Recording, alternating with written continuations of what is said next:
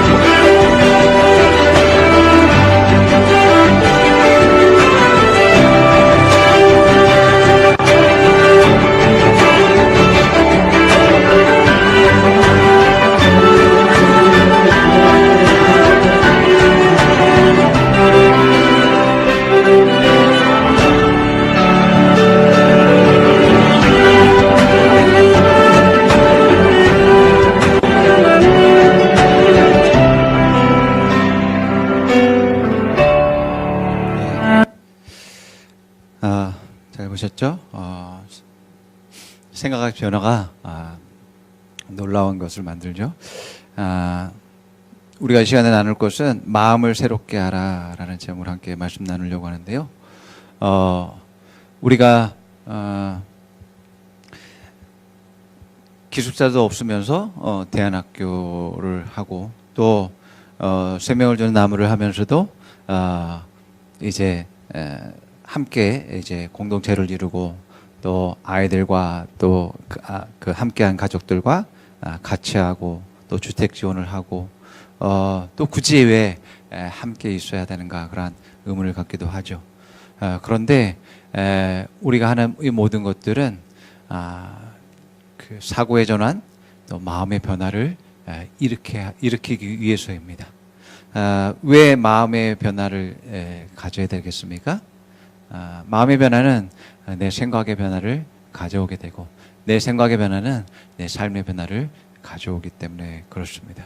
그래서 삶의 변화를 시켜서 성장하고 성공하기 위한 그런 삶으로 바꾸기 위해서 이제 이러한 함께하는 공동체를 이루게 된 것이죠. 자, 그래서 이러한 삶의 변화가 일어나기 위해서는 우리의 말과 행동이 바뀌어야 되는데 이러한 말과 행동은 우리 안에 있는 그러한 마음과 생각이 바뀌어야지만 되는 것입니다. 그래서 마태복음 12장 33절에서 37절 말씀 우리가 보게 되면 같이 읽어봅니다. 시작. 나무가 좋으면 그 열매도 좋고 나무가 나쁘면 그 열매도 나쁘다. 그 열매로 그 나무를 안다. 독사의 자식들아, 너희가 악한데 어떻게 선한 것을 말할 수 있겠느냐? 마음에 가득한 것을 입으로 말하는 법이다. 선한 사람은 선한 것을 쌓아두었다가 선한 것을 내고 악한 사람은 악한 것을 쌓아두었다가 악한 것을 낸다. 내가 너에게 말한다. 사람들은 심판날에 자기가 말한 온갖 쓸데없는 말을 해명해야 할 것이다. 너는 내가 한 말로 무죄 선고를 받기도 하고 유죄 선고를 받기도 할 것이다. 예.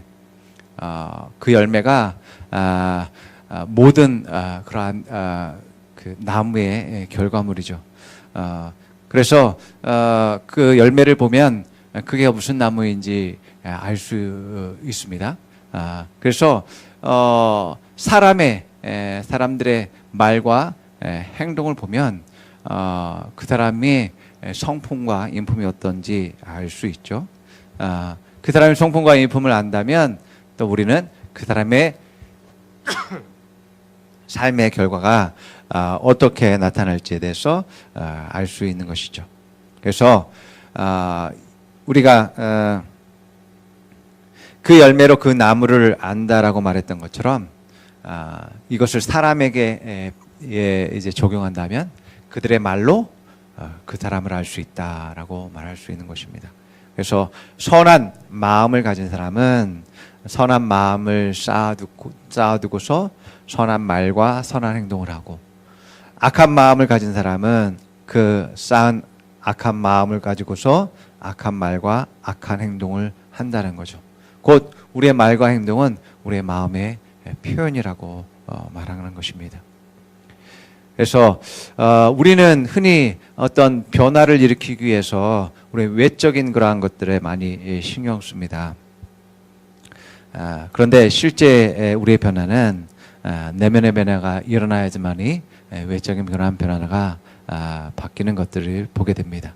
그래서 내 생명과 내 본성이 바뀌면 또한 내 삶이 바뀌는 것이죠. 또 내 마음이 바뀌면 내 말과 내 행동도 바뀌는 것이죠. 그래서 마음을 새롭게 해야지만 된다라는 것이죠.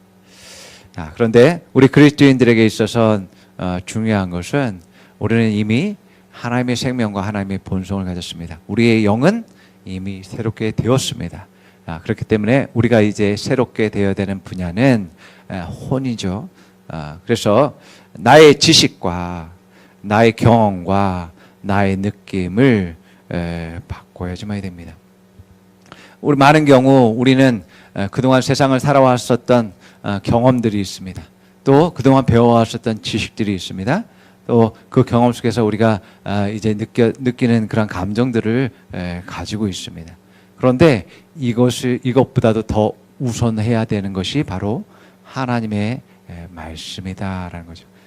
우리의 이러한 지식과 경험과 감정들을 하나님의 말씀으로 바꿔야 된다라는 것입니다. 이것이 마음을 새롭게 한다라는 핵심인 것이죠. 그래서 오늘 말씀을 통해서 우리가 어떻게 마음을 새롭게 할 수 있는지 깨닫고 이제 우리의 삶 가운데서 이것은 한 번 새로워진 것으로 끝나는 것이 아니라 우리의 영은 한 번 새로워진 것으로 이제 하나님의 생명과 본성을 가진 것으로 한 번으로 거듭나죠.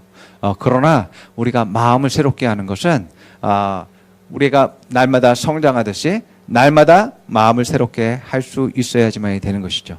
그럴 때 우리 여러분들은 더욱더 성장할 것이고 날마다 발전하고 탁월하게 될 것을 여러분들 믿으시기 바랍니다.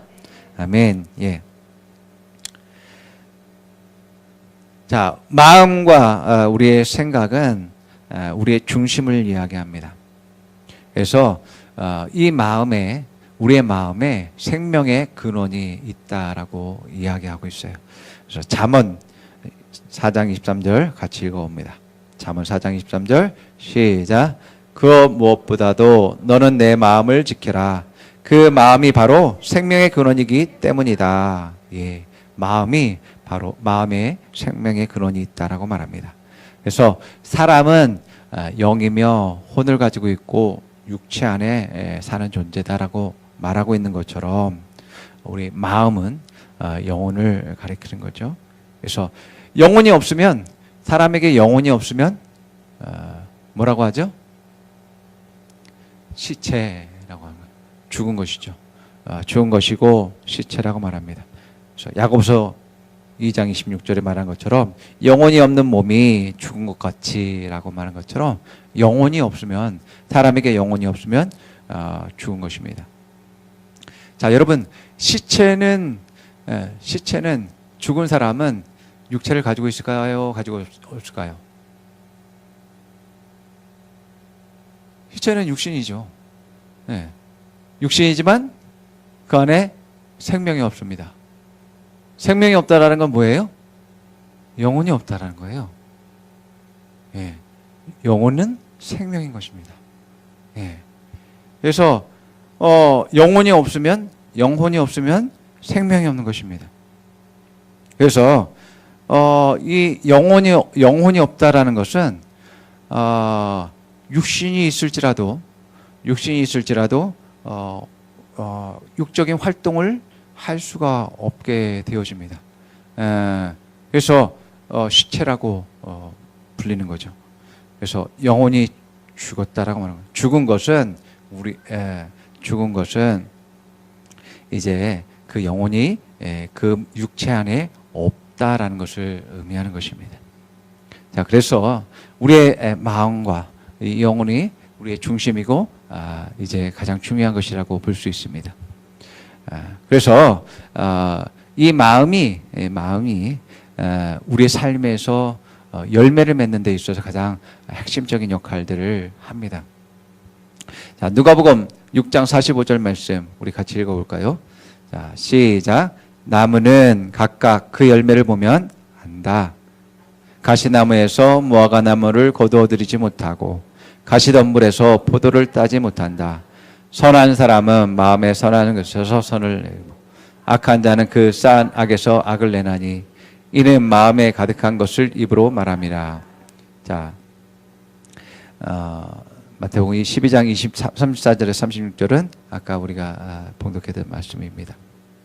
그래서 열매를 보면 나무를 알 수 있는데 그 말과 행동이 그 사람의 그런 마음에서 나오는 것이죠. 그래서 그 마음에 있어 나온 그 말과 행동으로 말미암아서 그 사람의 삶에서 그러한 열매가 맺히는 것이죠. 그래서 우리 안에 가득한 것을 우리는 입으로 낸다라고 말합니다. 내 마음에 무엇인가를 채우게 되면 그것이 점점 수위가 올라가고 그것이 결국 밖으로 나올 수밖에 없는 것이죠. 그래서 우리가 무엇을 채웠느냐에 따라서 그것이 밖으로 나올 수밖에 없다라는 것을 우리는 알 수 있습니다. 저희 집에 며칠 전에 변기가 막혔어요. 변기가 막혀가지고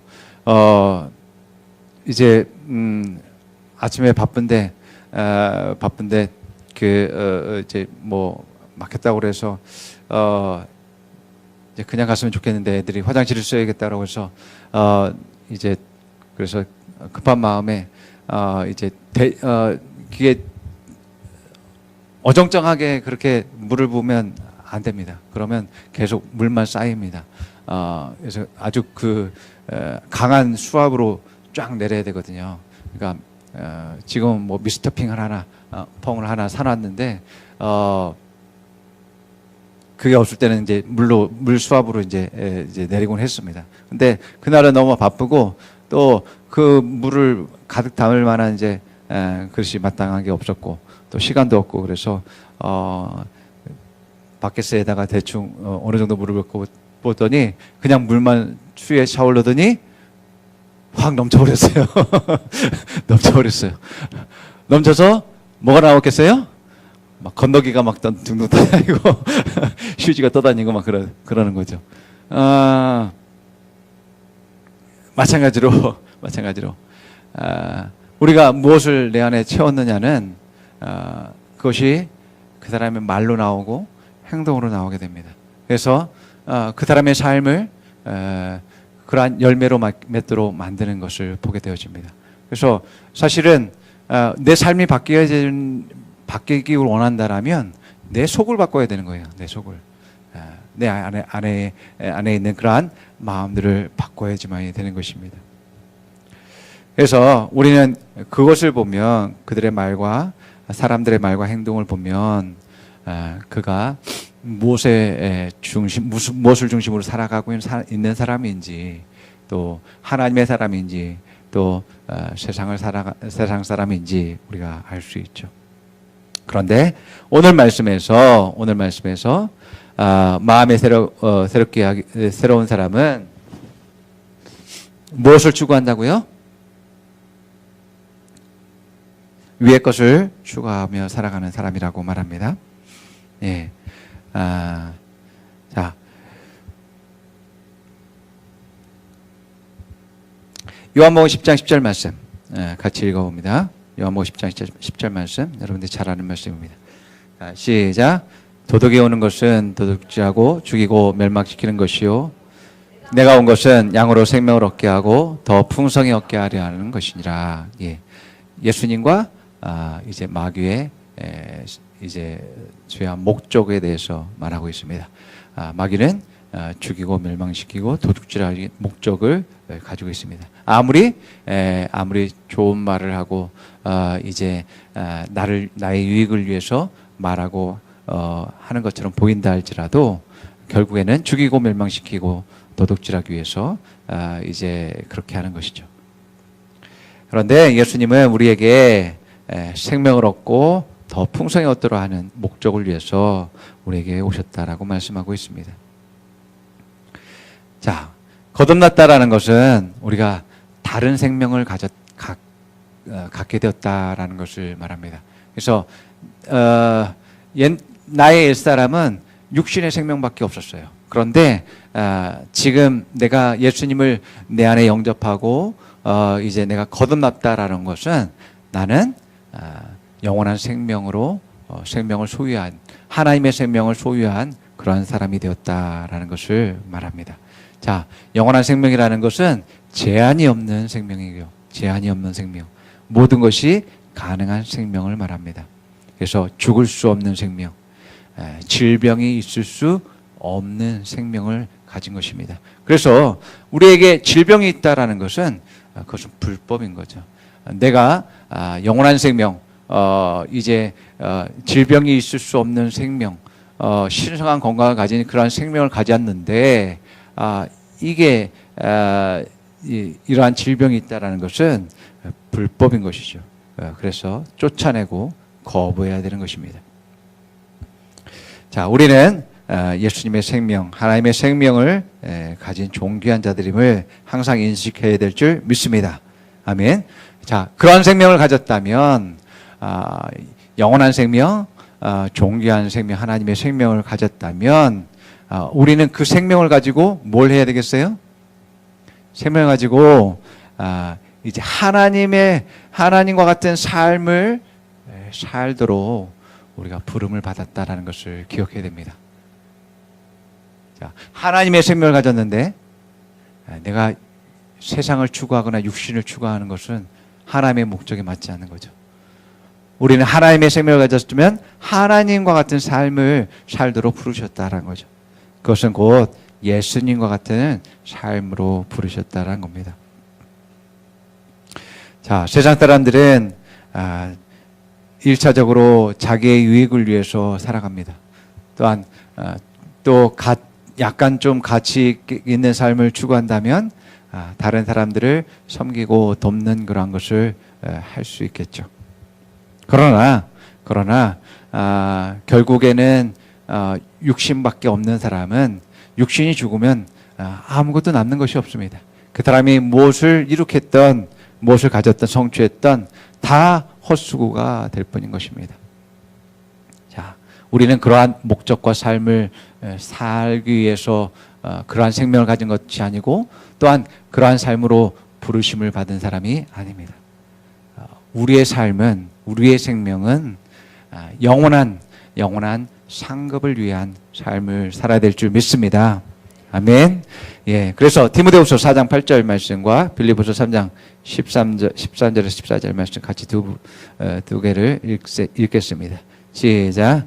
이제는 나를 위하여 의의 면류관이 마련되어 있으므로 의로운 재판장이신 주님께서 그날에 그것을 나에게 주실 것이며 나에게만이 아니라 주님께서 나타내시기를 사모하는 모든 사람에게도 주실 것입니다.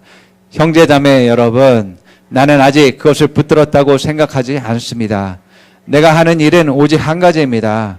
뒤에 있는 것은 잊어버리고 앞에 있는 것을 향하여 몸을 내밀면서 그리스도 예수 안에서 하나님께서 위로부터 부르신 그 부르심의 상을 받으려고 목표점을 바라보고 달려가고 있습니다. 예, 바울이 자기의 삶의 목적이 바로 하나님의 의의 면류관을 위해서 쫓아가고 있다. 그래서 내가 여러 가지 것들을 이루었지만 그런 것을 붙들고서 연연하지 않으며 더 높은 그러한 그 상을 위해서 그 목표점을 향해서 나아간다라고 말하고 있음을 보게 됩니다. 자, 하나님이 주시는 상은 하나님이 우리에게 영원한 생명을 주셨어요. 자, 여러분 생각해 보십시오. 하나님이 나에게 영원한 생명을 주셨어요.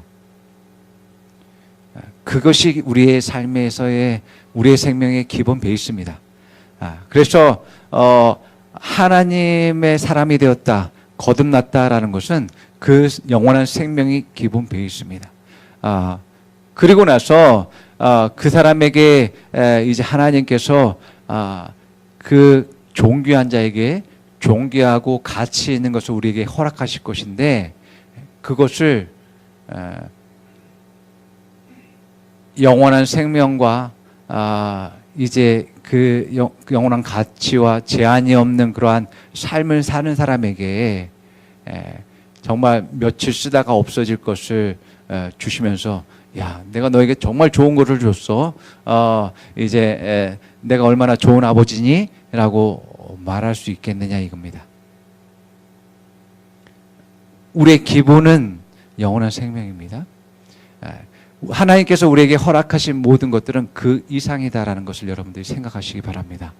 네, 내가 영원한 생명을 가졌으면 영원한 가치 있는 것을 하나님께서 내게 허락하시고 내 삶의 목적이 거기에 있는 거예요.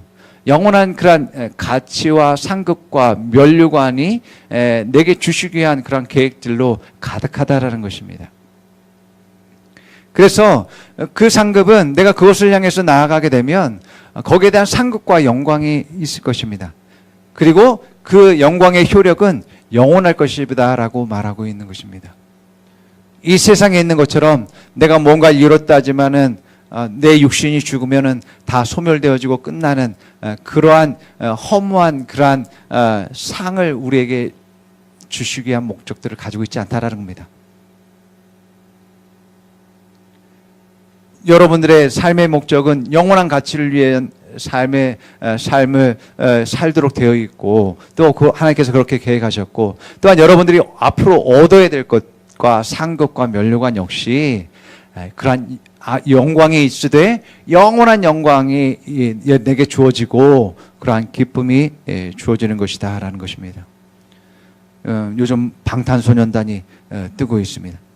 BTS가 뜨고 있는데, 이 사람들이 막 얼마 전에 미국도 가고 또 이제 영국도 가고 또 최근에 또 프랑스까지 갔는데, 가는 곳마다 팬들이 열광합니다. 그래서 한 팬이 이 BTS가 나의 삶을 바꿨습니다.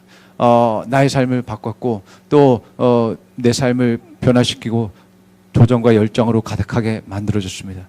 왜 그러냐면 그들의 가사가 그들의 그러한 삶에서의 그러한 영향력을 발휘한 거죠. 그래서 울면서 얘기해요. 그들이 내 삶을 바꿨기 때문에 나는 그들의 그러한 이제 콘서트를 이틀을 기다리든 3일을 기다리든 개의치 않습니다. 그만한 대가를 치를 수 있습니다라고 인터뷰를 하는 그러한 이야기를 들었어요. 그러면서 방탄소년단 문화의 훈장도 받았고, 또 문재인 대통령이 그 시계에다가 자필 사인해 가지고 이제 선물로 주기도 했죠. 이 땅에서는 얼마나 그 친구들이 얼마나 영광을 받고 있습니까? 그러나 그런 모든 영광도 한때죠.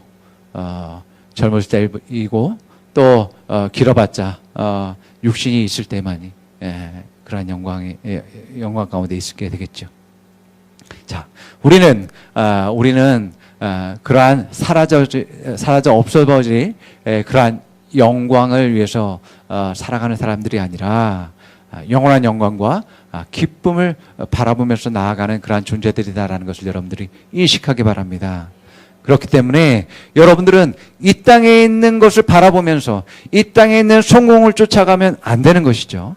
이 땅의 화려함과 이 땅의 기쁨과 이 땅에 아무리 많은 좋은 영광이 있다 할지라도 그것은 제한이 있는 것이고 한계가 있는 것이고 정말 내 육신이 끝나면 아무것도 아니다라는 것을 우리는 깨달아야 되는 것이죠. 내가 왜 그 사라져 없어질 걸 영광을 위해서 내가 정말 이렇게 수고하고 땀 흘리냐 이거죠. 왜 가치 없는 삶을 사냐 이거죠. 영원한 영광과 또 하나님의 나라를 위해서 살아가는 것이 내 삶의 참된 목적인 것입니다. 그러므로 우리 청소년들은 나의 부르심의 목적이 무엇인지를 발견하고 그것을 향해서 나아갈 수 있어야지만이 됩니다. 사실 우리가 그 부르심의 목적을 이제 향해서 나아가는 그러한 삶도 여러분 얼마나 많은 노력과 또 수고와 또 자기 자신을 내야 되는지 모릅니다. 그렇기 때문에 우리의 부르심 목적을 향해서 이제 나아가게 될 때 내가 계속 성장하는 삶을 살아야지만이 그 온전한 부르심 가운데서 내게 풀어지는 역사와 이제 성취되는 것이 있음을 보게 됩니다. 이것이 인정한 우리의 삶에서의 성공인 것이죠. 자, 지금 세상이 아주 급변하죠. 급격하게 바뀌고 있죠. 그래서 이제 막 사업을 하는 사람들은 투자처를 마땅한 투자처가 없다라고 하는 그러한 이야기들을 합니다. 그래서 이제 막 중국이 막 이제 인건비도 올라가고 막 그러니까 이제 또 막 기업들이 중국을 이제 떠나서 뭐 베트남으로 가고 또 이제는 북한까지 이제 생각한다고 합니다. 그래서 북한 경제가 개방될 것을 염두에 두고 벌써 사업을 준비하는 사람들도 있다라고 하죠. 그래서 가까이에 있는 중국 기업들은 지금 개방할 것을, 시장 개방이 될 것을 염두에 두고서 재고를, 물건을 창고에 막 쌓아두고 있다 라고 하는 그러한 뉴스도 보게 됩니다. 뭐 북한뿐만 아니라 지금 미국에 있는 테슬라라는 그런 기업의 오너는 우주에 눈을 돌리고 있죠. 그래서 우주 여행을 하는 관광 상품을 내놓기도 하고 화성에 도시를 세울 그러한 계획도 가지고 있죠. 이미 우리는 화성을 가지고 있는데 화성 신도시. 자, 그래서 트럼프는 앞으로 이제 우주 이제 전쟁이 시작된다라고 해서 우주 방위군을 설립할 그러한 계획들을 가지고 있다라는 이야기도 하고 있죠. 자, 그러나 세상은 이렇게 물리적인 그러한 성공을 확장을 위해서 이제 열심을 내고 있는데, 그러나 그것도 역시 한계가 있는 것이죠. 정말 우리의 인생에서 참된 가치와 영원한 목적은 바로 하나님 안에 있다라는 것을 우리가 기억해야 될 줄 믿습니다. 예. 하나님의 유업은 무엇일까요? 하나님의 기업, 하나님에게 있어서 하나님의 기업, 하나님에게 있어서 하나님의 기업은 하나님의 자신과 또 하나님의 나라와 하나님의 의입니다. 자, 하나님의 자신과 하나님의 나라는 하나님의 형상을 가지고 있는 사람들인 겁니다. 그러니까 하나님의 기업은 물리적인 것이 아닙니다. 하나님은 하나님의 자신이 기업이고 하나님의 사람들, 하나님께 속한 사람들이 하나님에게 있어서 가장 최고의 기업이다라고 말씀하십니다. 자, 그러면 하나님의 형상을 가진 우리들의 기업은 뭐가 될까요? 바로 하나님이 존귀하게 여기는 내 자신이 제일 중요한 기업입니다. 그리고 하나님과 하나님의 나라입니다. 네. 많은 사람들이 내가 뭔가를 이루는 목적, 내가 뭔가를 갖는 목적을 추구합니다.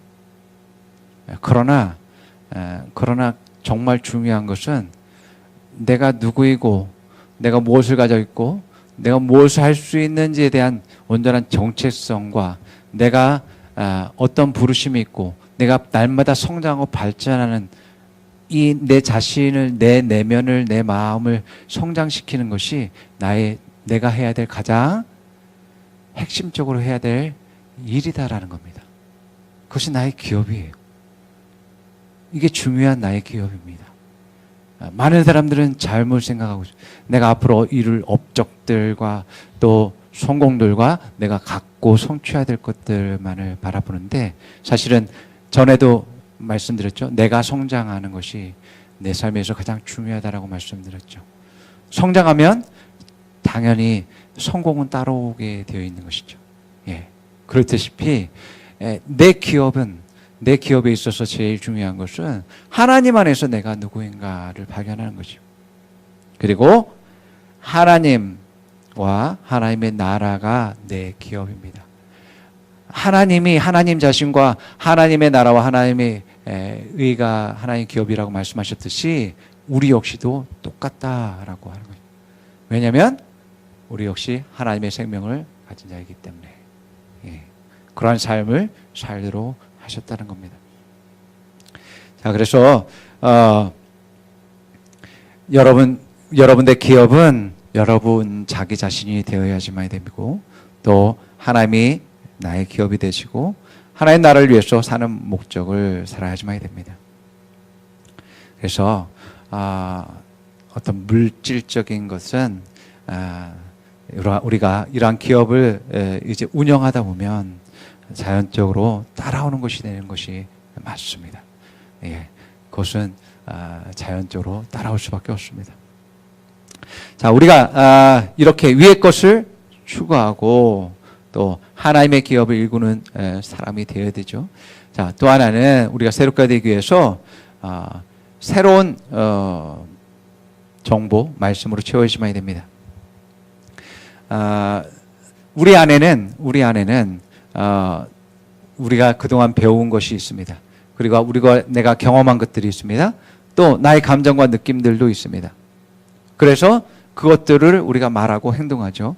그 말하고 행동하는 것들 역시 나의 지식과 경험들이 나옵니다. 또 그걸로 인해서 열매들이 맺히게 되어지죠. 자, 그래서 우리의 생각이 바뀌려면 새로운 정보로 채워져야만 되는 겁니다. 자, 아브라함의 경우를 한번 우리가 살펴봅니다. 아브라함의 경우. 자, 말씀이 있기 전에는 하나님이 아브라함에게 말씀하기 전에는 아브라함에게 자식이 없었죠. 아브라함이 부자가 되었습니다. 아브라함이 정말 그 팔레스타인에서 가나안 지역에서 이방인이었는데 이방인이 정말 탁월해졌고 이제 많은 재산을 모으게 되었습니다.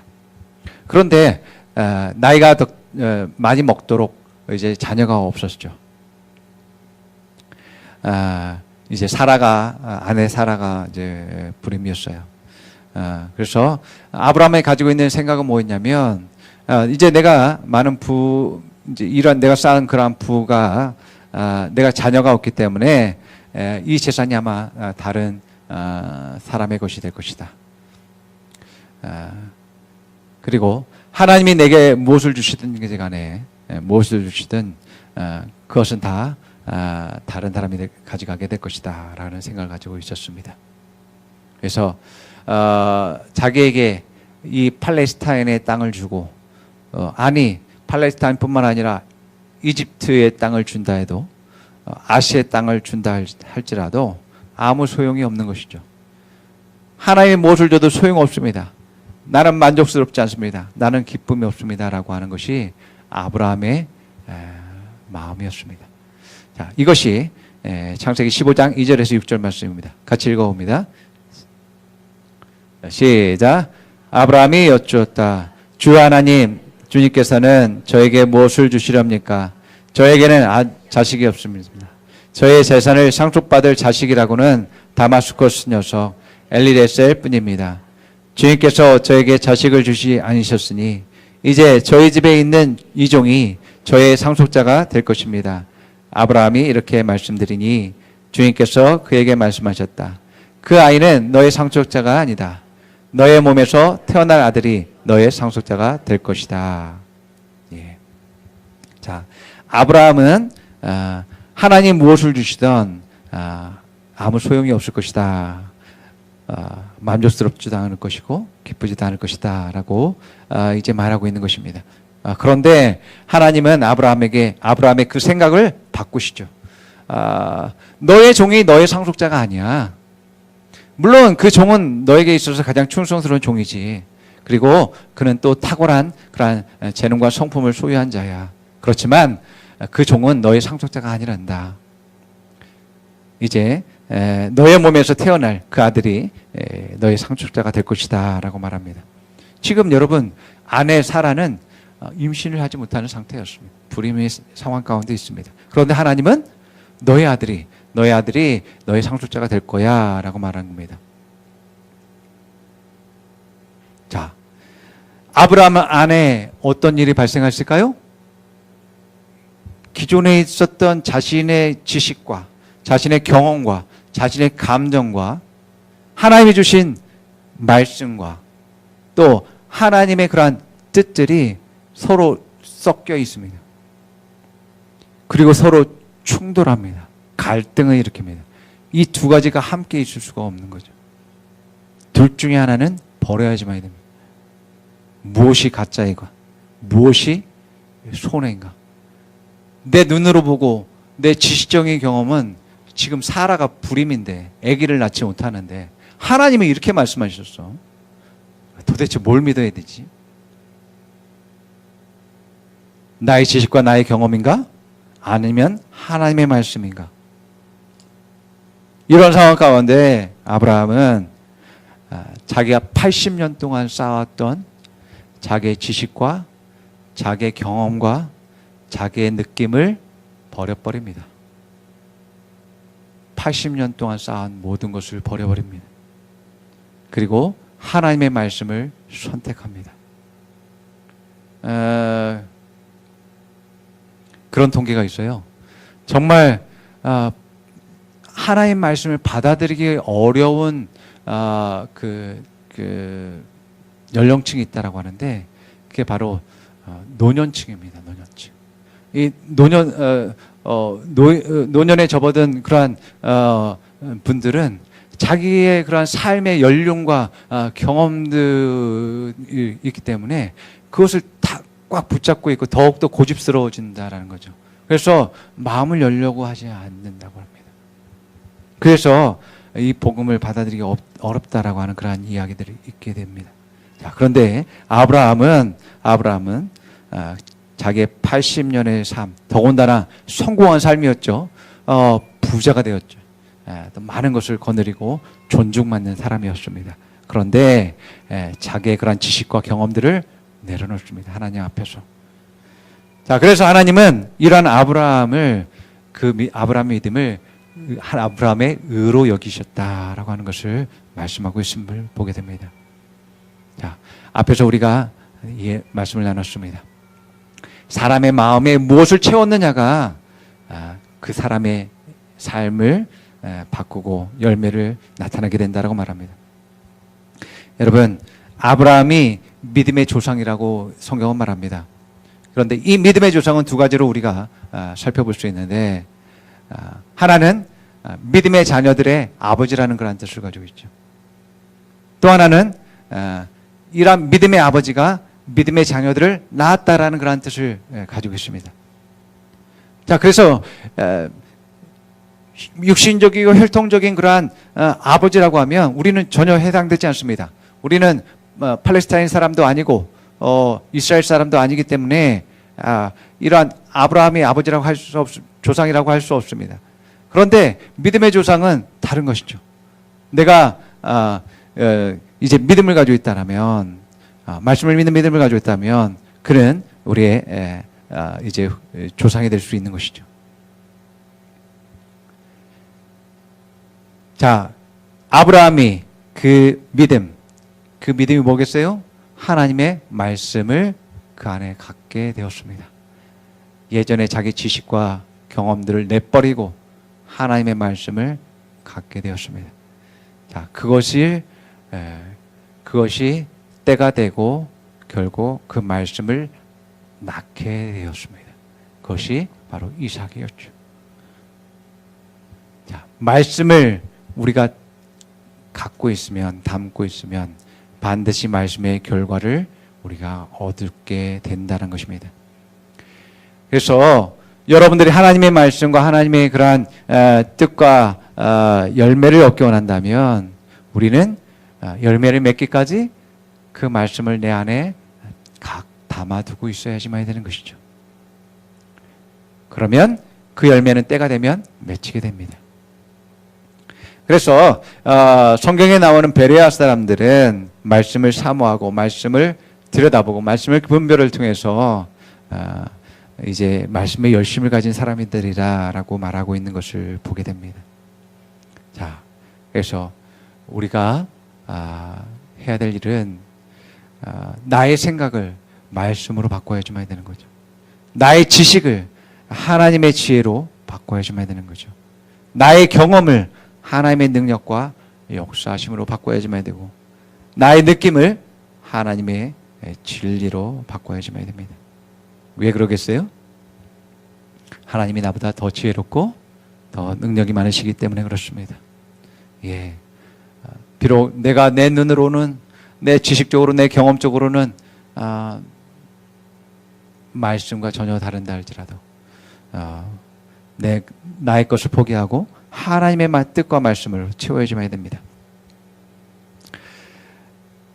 두 번째는 내 마음을 새롭게 하기 위해선 나의 생각, 나의 그림을 바꿔야 됩니다.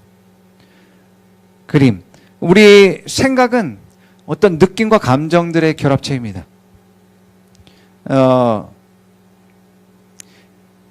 여러분들이 어떤 경험을 했다라고 했을 때, 그 경험에 쌓여진 그러한 지식과 거기에 따른 감정과 느낌들이 있습니다. 이러한 것들도 바꿔야지만 된다라는 겁니다. 이따가 오후에 영국의 영국의 화가인 뱅크시라는 그런 사람에 대한 영상을 여러분들이 보여드릴 거예요. 그런데 이 사람이 최근에 아주 기이한 행동을 하기로 유명한 사람인데, 이 사람이 최근에 이제 소더비 그 경매장에서 이제 그림을 하나 올렸습니다. 풍선과 소녀라는 그런 작품명인데, 그 작품이 무려 15억 5천인가에 이제 낙찰되었습니다. 그런데 이제 그 경매를 진행하는 사람이 이제 낙찰돼서 이제 땅땅땅 때리니까 그 순간 그림이 슬라이드로 이렇게 쭉 내려와요. 액자에 걸려 있는데 액자에서 쭉 빠져나옵니다, 밑으로. 그러면서 칼날이 다 밑에 있어서 다 조각조각 잘라지게 되었습니다. 15억이 한순간에 사라지게 된 거죠. 근데 이 사람이 그 일들이 일어나게 된 것은 그 뱅크시라는 사람이 의도적으로 이 경매가 낙찰되면 그렇게 되도록 이제 했다라는 겁니다. 그러면서 SNS에 이렇게 글을 남겼다고 그래요. 파괴의 욕구는 창조의 욕구이기도 하다. 이거 피카소가 한 말인데, 결국 우리가 오늘 나누고자 하는 거와 같은 말을 하고 있는 것인데요. 여러분들이 새롭게 되기 위해서는 하나님의 말씀으로 여러분들의 결과물들을, 여러분의 삶을 바꾸기 위해서는 여러분들의 지식과 여러분들의 경험과 여러분들의 느낌들을, 세상적인 모든 것들을 제거해야지만이 된다라는 겁니다. 그래야지만이 이제 새롭게 될 수 있다라고 말씀하고 있는 거죠. 자, 아브라함이 그 종 엘리에셀이 상속자로 여겼습니다. 그런데 이 엘리에셀은 아브라함과 또 사라와 혈통적으로, 육신적으로는 전혀 상관이 없는 아들입니다.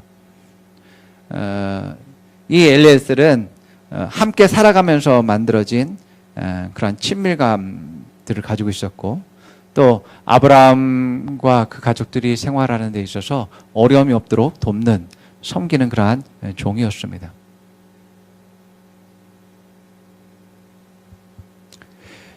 자, 이것이 아브라함의 그러한 그림이었습니다. 그의 아내 사라가 이제 자신의 미래에 대한 그림을 어떻게 그리고 있었냐면, 자기는 이제 아들을 낳지 못하기 때문에 자기의 종을 아브라함에게 줍니다. 아브라함에게 주어서 이제 아들을 낳게 해야지. 그리고 그 아들을 내가 내 종이니까 그 아들도 내 것으로 삼으면 되지. 이것이 사라가 생각하는 그림이었습니다. 그런데 실제로는 그렇게 되지 않았죠. 여종이 자기를 무시하네요. 또 왜 그러겠습니까, 여러분? 여러분, 아무리 여종의 아들을 자기의 법적으로는 자기의 소유로 삼을 수 있다 할지라도 그 아들이 될 수가 없는 거죠. 왜냐하면 아기를 낳은 그 엄마가 그 아기에게 젖을 물리고 이제 아기를 이제 양육합니다. 또 모든 상황 가운데서 돌보겠죠. 그 아기하고 엄마가 떨어져 있는 것이 아니라 같은 집에서 같이 생활하고 있습니다. 그런데 주인이라는 사람이 자기를 아들이라고 했을 때 그 아들이 인정할 수 없는 거죠.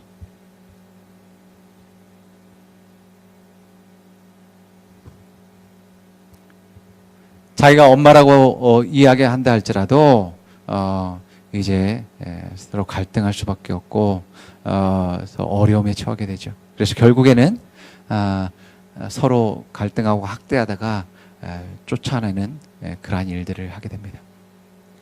자, 이러한 상황 가운데 하나님이 아브라함의 그림을 바꾸게 됩니다. 아브라함의 그림을 바꾸게 됩니다. 창세기 15장 5절에서 6절 말씀 우리 같이 읽어봅니다. 시작. 주님께서 아브라함을 데리고 바깥으로 나가서 말씀하셨다. 하늘을 쳐다보아라. 내가 셀 수 있거든 저 별들을 세어보아라. 그리고는 주님께서 아브라함에게 말씀하셨다. 너의 자손이 저 별처럼 많아질 것이다. 아브라함이 주님을 믿으니 주님께서 아브라함의 그런 믿음을 의로 여기셨다. 아멘. 예. 자, 하나님이 그리는 그림은 하나님이 아브라함을 향한 그림은 종이 아들이 되는 것이 아니었습니다. 한 명의 아들이 아니라 정말 셀 수 없는 그러한 후손을 아브라함에게 주는 것이었습니다. 그리고 육신적인 자녀보다도 많은 영적인 자녀, 하나님의 자녀, 믿음의 자녀들을 이제 번성케 하는 것이었습니다. 그리고 단지 팔레스타인에 국한된 것이 아니라 전 세계를 이제 정복하고 다스리는 위치 가운데 올리게 한 그런 목적들을 가지고 있었음을 보게 됩니다. 자, 아브라함의 그 계획보다 하나님의 계획은 훨씬 크죠. 비교할 수 정도로 크죠. 또 아브라함이 자기 지식과 자기 경험과 자기의 감정과 느낌으로서 그린 그 그림은 하나님과 비교할 수 없죠. 자, 우리가 볼 때에 나의 비전보다도 하나님의 비전이 더 크고 중요하다는 것을 우리가 깨달아야지만 됩니다. 예, 하나님의 비전은 여러분이 여러분의 집에서 잘 나가는 사람이 되는 것이 하나의 비전이 아닙니다. 여러분들이 한 지역에서 단지 이름을 날리는 그러한 사람이 되는 것이 아닙니다. 여러분의 비전은 전 세계에 있고 또 수많은 사람들이 여러분의 비전을 바라보고 함께하고 따라가고 또 사람들을 살리는 일들을 하는 것이 목적이라는 것을 여러분들 기억하기 바랍니다. 아멘. 예.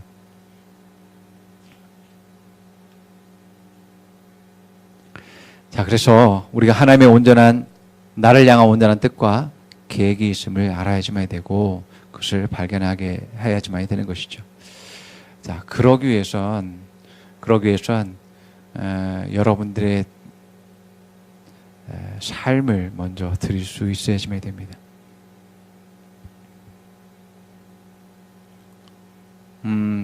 내가 내 인생 내 마음대로 살겠다라고 하는 그러한 상황 속에서는 하나님의 뜻이 이루어질 수가 없습니다. 내 뜻을 이루기 위한 삶을 내가 살고 있는 것이죠. 그런데 어떻게 하나님의 뜻이 이루어지겠어요? 예. 그렇기 때문에 저의 경우에서도 마찬가지였습니다.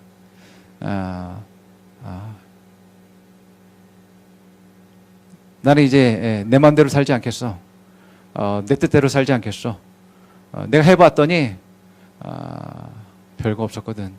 또 별게 있었다 할지라도 사실 그게 내 삶에 있어서 그렇게 가치가 있지 않았어. 이제 나는 내 뜻대로 살지 않을 거야. 그렇게 물론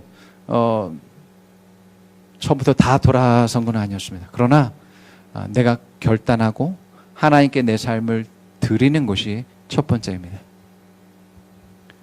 그런 내 자신을 하나님께 드려지면 하나님께서 도와주십니다. 그러한 점점 삶의 전환이 일어나게 되고 변화가 일어나게 되고 바뀌게 되는 일들이 일어나게 됩니다. 자, 이런 고백이 먼저 있고, 두 번째는 주님을 따라가야 되며, 자, 주님을 따라간다는 것은 여러 가지가 함축되어 있습니다. 우리가 말씀대로, 주님이 말씀하신 대로 생각하고 또 말하고 행동해야 된다는 걸 말합니다.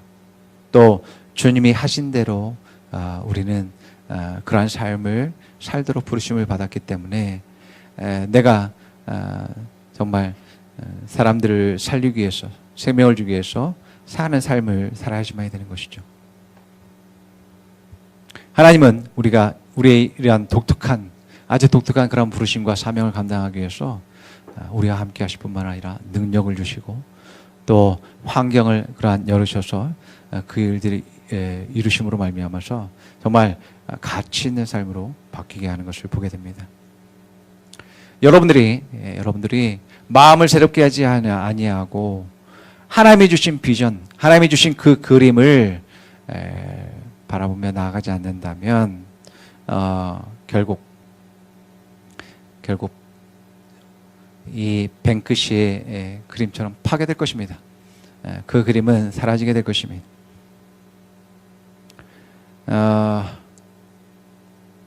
많은 사람들이 마음을 새롭게 하지 않음으로 말미암아서 예수님을 볼 수 없었어요. 여러분, 이스라엘 사람들이 모든 사람들이 메시아를 기다렸고 메시아를 기다렸습니다. 자기 삶의 위치에서 저마다 다 바라는 그런 메시아가 달랐어요. 왜냐하면 자기의 삶에 처한 문제들과 구원이 필요한 것이 다 달랐기 때문에 그렇습니다. 죽음의 문제, 저주의 문제, 질병의 문제, 돈의 문제, 여러 가지의 문제들에 대한 그러한 구원이 필요했습니다. 자, 그런 상황 가운데서 하나님이 예수님을 보내주셨죠. 자, 하나님이 예수님을 보내주신 것은 하나님의 우리들을 향한 하나님의 계획이 있는 거죠. 그것은 바로 하나님의 생명으로 생명을 주시기 위함이었고 또 하나님의 주신 그 생명으로 우리가 살아가야 될 그러한 목적과 비전이 있음을 말씀하고 있었어요. 그래서 이러한 구원자로서 예수님을 이 땅에 보내주셨습니다. 자, 그러면 그 예수님이 이 땅에 오셨어요. 예수님은 이 땅의 빛이라고 말씀하셨습니다. 이 땅에 빛이 있었지만 그러나 빛을 보는 사람들은 너무나 극소수였습니다. 이 땅에 하나님의 영광이 있었고 이 땅에 하나님의 구원이 있었고 뜻이 있었습니다. 그러나 그 영광을 보고 또 구원에 이르는 사람은 많지 않았음을 보게 됩니다. 이 땅에 왕으로 오셨지만 영접하는 사람도 많지 않았다라고 말합니다. 이것이 요한복음 9절에서 10절 말씀이 말하는 거 있는 것입니다. 같이 읽어봅니다. 시작. 참 빛이 있었다. 그 빛이 세상에 와서 모든 사람을 비추고 있다. 그는 세상에 계셨다. 세상이 그로 말미암아 생겨났는데도 세상은 그를 알아보지 못하였다. 그가 자기 땅에 오셨으나 그의 백성은 그를 맞아들이지 않았다. 그러나 그를 맞아들인 사람들 곧 그 이름을 믿는 자들에게는 하나님의 자녀가 되는 특권을 주셨다. 이들은 혈통에서나 육정에서나 사람의 뜻에서 나지 아니하고 하나님에게서 났다. 그 말씀은 육신이 되어 우리 가운데 사셨다. 우리는 그의 영광을 보았다. 그것은 아버지께서 주신 외아들의 영광이었다. 그는 은혜와 진리가 충만하였다. 예, 그렇습니다. 빛으로 오셨지만 사람들은 그 빛을 볼 수 없었습니다. 하나님의 영광이 이 땅 가운데 있었지만 그 영광을 사람들을 볼 수 없었습니다. 지금도 마찬가지죠. 세상에 하나님의 사람들로 인해서 이 세상은 빛이 있지만 그들은 지금도 그것을 보지 못하고 있습니다. 정말 이 땅 가운데서 구원에 대한 그런 기쁜 소식에 대한 것들이 우리에게 이 세상에 주어졌지만 사람들은 아직까지 고단한 그 삶과 그 문제로 인해서 허덕대고 있는 그러한 삶을 살고 있는 것이죠. 왜 사람들은 예수님을 보면서도 빛을 볼 수 없을까요? 그 땅에 예수님이 있었는데 왜 빛을 못 봤을까요? 마음을 새롭게 하지 않았기 때문에 그래요. 그 마음이 뭘로 가득했기 때문에요. 세상적인 가치와 자신의 지식과 자신의 경험과 자신의 욕심으로 가득 차 있기 때문에 예수님을 볼 수 없었던 것입니다. 자, 누가복음 8장 14절 제가 공독해 드립니다. 가시떨기에 떨어졌다라는 것은 말씀을 들은 자이나 지내는 중 이생의 염려와 재물과 향락의 기운이 막혀 온전히 결실하지 못하는 자요라고 말합니다. 예, 우리가 이런 것이 가득하게 되면 예수님을 볼 수가 없습니다. 성경을 연구하고 하나님을 안다고 하는 그런 사람들도 예수님을 보지 못하는 일들이 발생했습니다. 안식일에 이제 태어나면서부터 소경이 된 사람이 예수님을 만났습니다. 그래서 예수님이 진흙을 이겨서 눈에 진흙을 발라주고 실로암 못에 가서 씻으라고 했을 때 그 소경이 이제 낫게 되었습니다. 눈이 열려서 보게 되었습니다. 그런데 이 소경을 알고 있던 사람들이 이 소경을 바리새인들에게 데리고 갔어요. 그래서 바리새인들이 물어봅니다. 누가 당신을 고쳤습니까? 그랬더니 예수라는 사람입니다. 그럼 그 예수가 어디 있습니까? 제가 모르겠습니다. 저는 소경이었습니다. 제가 앞을 못 보았습니다. 제가 그분이 어디로 갔는지 잘 모릅니다. 그럼 당신은 그 사람이 누구라고 생각합니까? 예, 저는 선지자라고 생각합니다. 다른 사람이 누가 뭐라고 했든 간에 그분은 나의 눈을 열어주셨고 내 눈을 뜨게 하신 분이거든요. 그분은 나에게 있어서 선지자 이상이십니다. 나의 모든 삶을 새롭게 만들어주신 분이십니다. 라고 이야기했습니다. 근데 바리새인들은 뭐라고 하냐면 그 예수님은 죄인이라고 얘기합니다. 왜냐하면 이 안식일에 병을 고쳤어. 이 안식일에 진흙을 얘기해서 이제 일을 하는 일들을 했어. 그래서 그 사람은 안식을 범했기 때문에 그 사람은 죄인이야. 자, 이 바리새인들은 사람의 생명보다도 율법이 더 중요했습니다. 사람이 회복되고 치유되는 것보다도 안식일이 더 중요했습니다. 사람을 사랑하는 것보다도 율법을 행하는 것이 더 중요한 것이었습니다. 그러니까 그들에게 있어서는 안식일이 중요한 거지 예수님이 중요한 것이 아니었습니다. 그래서 예수님이 있어도 그들은 예수님을 보지 못한 것입니다. 예수님이 어디로 갔는지 그들은 알 수 없고 또 관심도 없죠. 죄인인데요. 하나님은 예수님을 구원자로서 기름 부음 받은 자로서 이스라엘의 왕으로서 이 땅 가운데 보내셨음에도 불구하고 정말 많은 사람들은 소경이 되었다라는 것입니다. 왜냐하면 그들은 마음을 새롭게 하지 않았기 때문에 그렇습니다.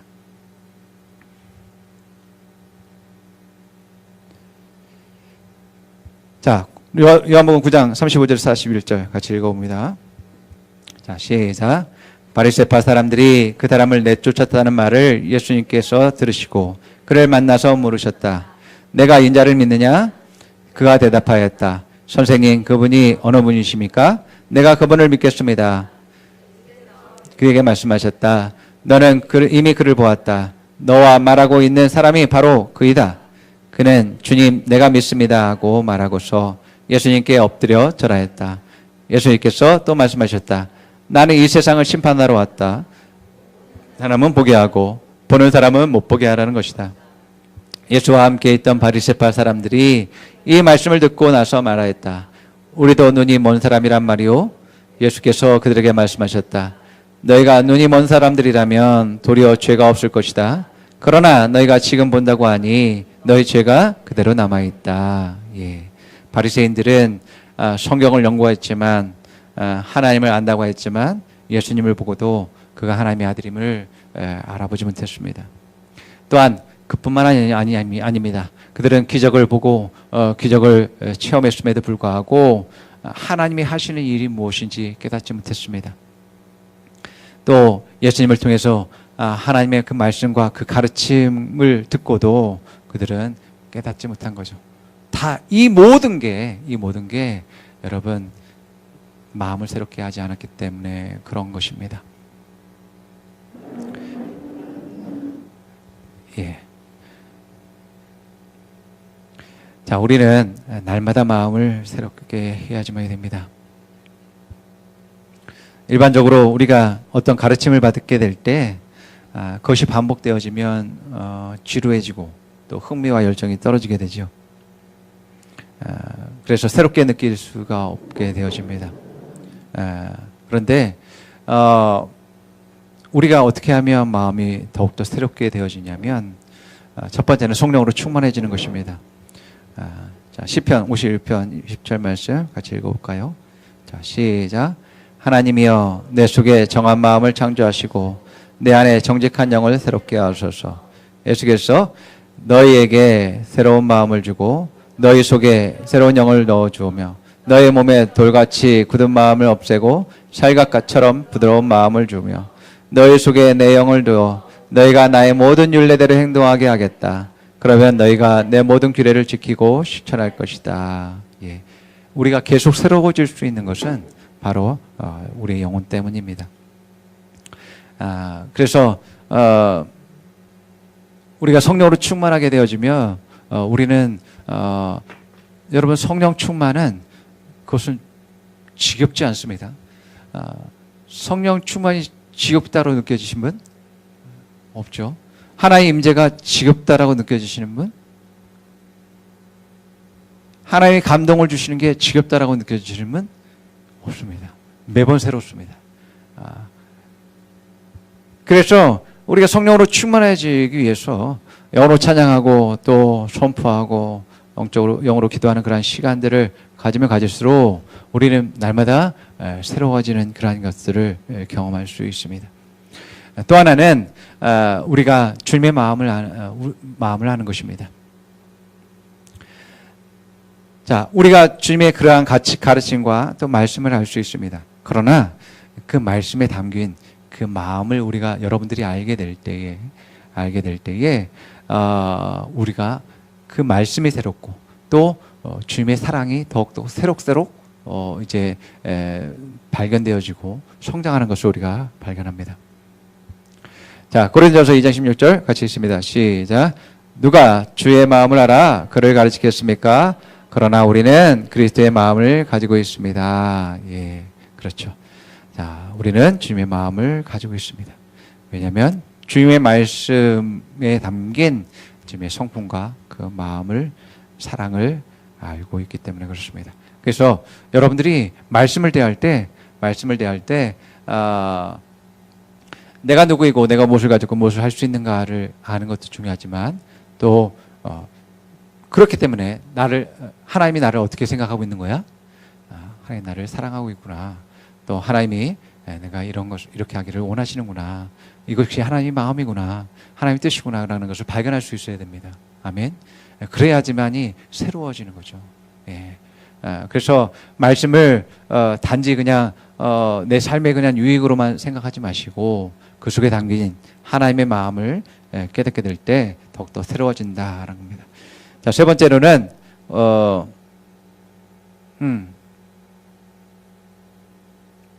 그렇습니다. 두 번째,